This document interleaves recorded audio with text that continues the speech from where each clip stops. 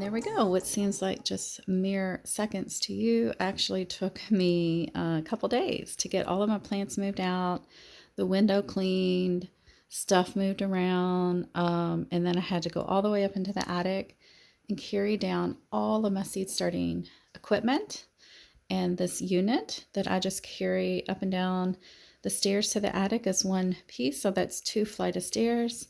I was thinking about that. And yeah, so I would love a dedicated grow space, a grow room.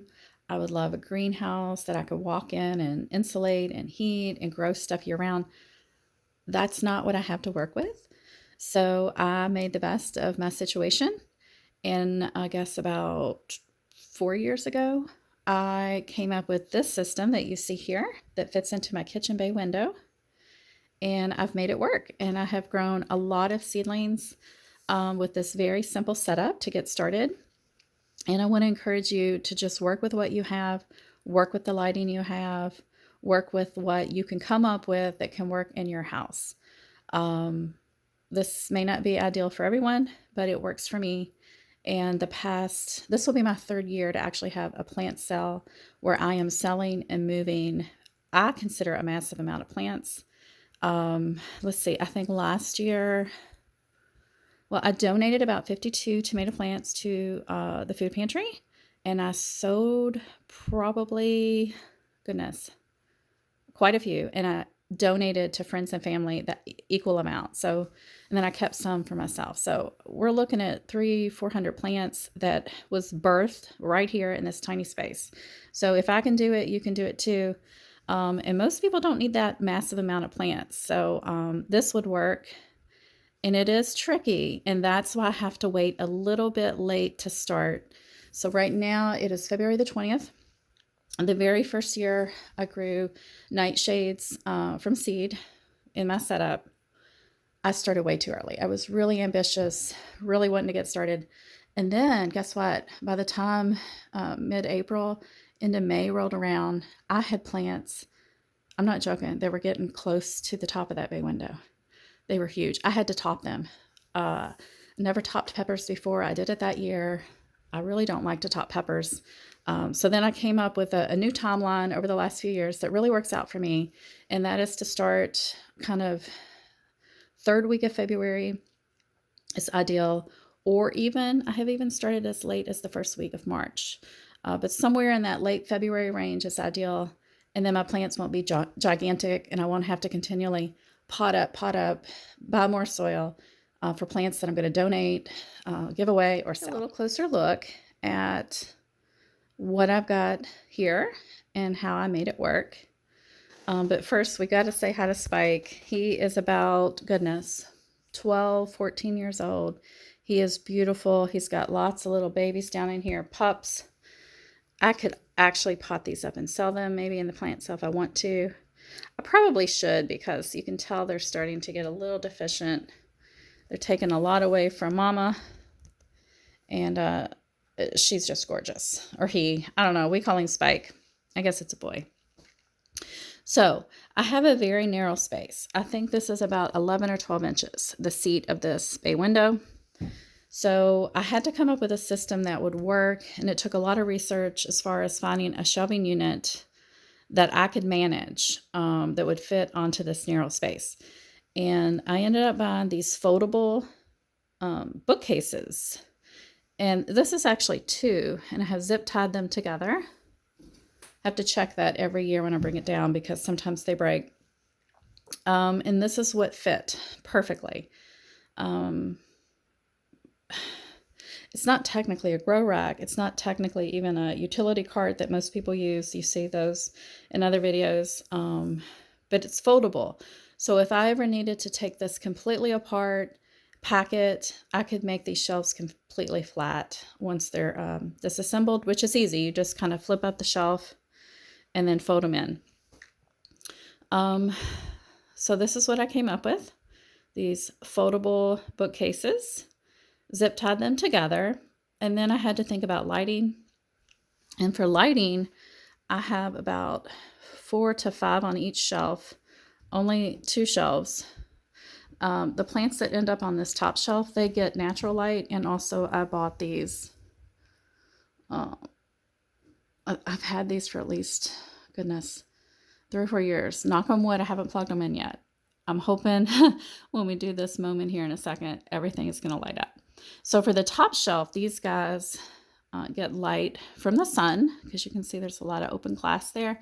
And then these that are adjustable. And when they're little seedlings, these get pulled way down, like right on top of the plants. And then to get the plants close to the light, you can see the lights. I have zip tied those up as well. I build the plants up so you could stack. What I normally do is end up stacking empty trays upside down to get my plants about at this height. Like when they're first emerging from the soil, I want them really, really close to that light. I will have my lights on at least 12 to 16 hours a day. I do rotate the shelves so that some shelves will be up here one night, you know, on the bottom the next night. They're getting rotated, and they're also getting spun around so that the plants that are here one day will be turned to the opposite way the next day, because I do get a lot of nice heat and light in this window. Since it's kind of like pushed out from the house, it's a bay window. So over the next 6 weeks, 7 weeks, each week I'll give a weekly update. That's what I did last year on how the seedlings are progressing. And I do a block method to start them as little baby seedlings. So I plant them all in one block container. And I'll show you that here in a little bit when we start the seeds. And as they get bigger, they will get potted up.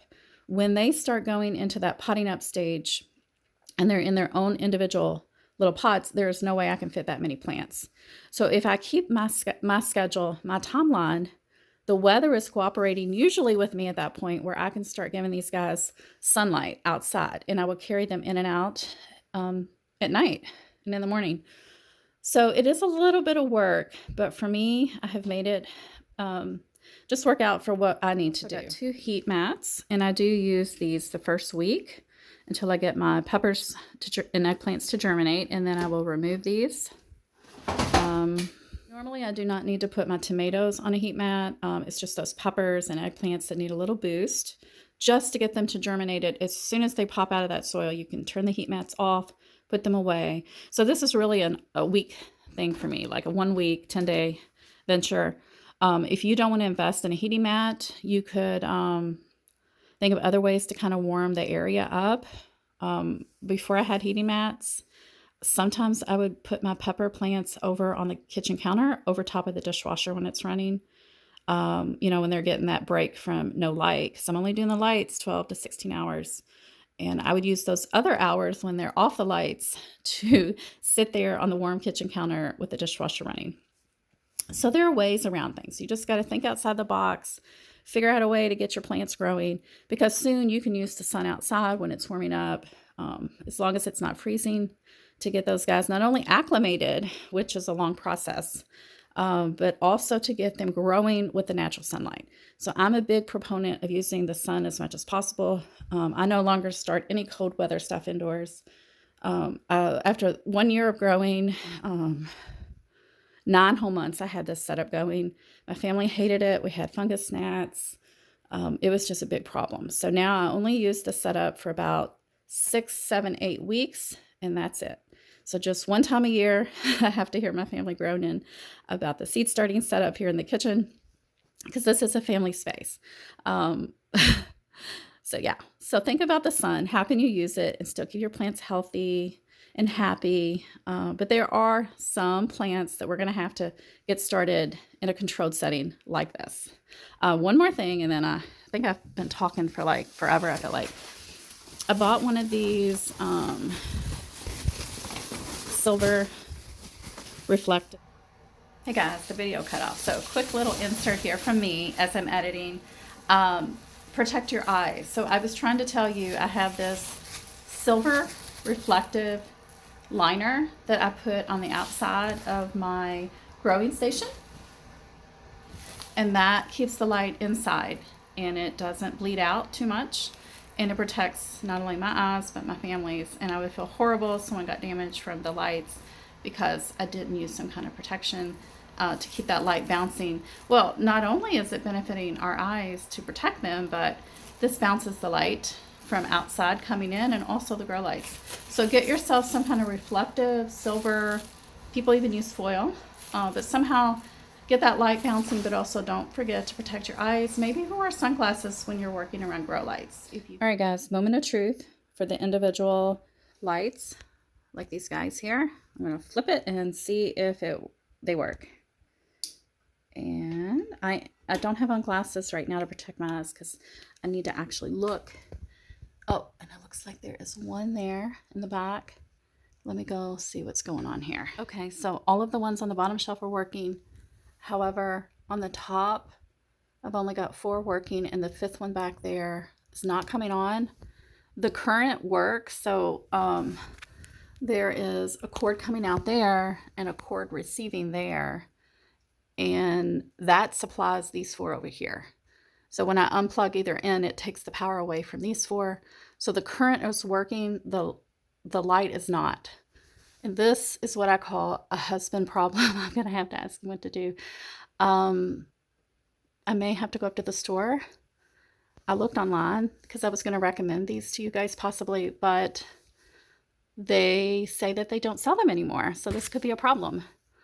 Or I may just use 4 lights this year. It's good that it's the one closest to the window.